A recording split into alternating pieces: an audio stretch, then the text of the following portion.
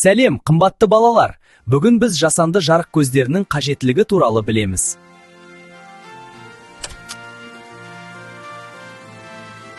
Жарық болмаса, қараңғыда ештеңе көрмейміз, жүру қиын және қауіпті болады.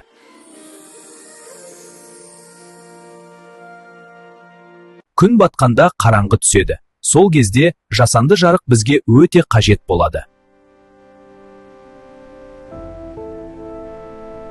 Қараңғы түскенде үй ішінде үстел шамы және қолшам сияқты жасанды жарық көздерін пайдаланамыз.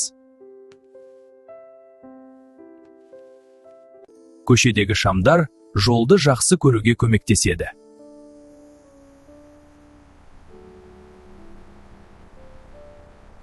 Киімдегі және портфельдегі шағылыстырғыштар жарықты қайтарады. Көліктер бізді жақсы көреді. Жасанды жарық адамға қолайлы өмір сүруге, түнде жұмыс істеуге және оқуға көмектеседі. Қараңдар, менің шамым қандай жарқын. Ал мен мұнара салып жатырмын. Үстелінде жарық сол жақтан түсуі керек. Сонда көзіміз шаршамайды.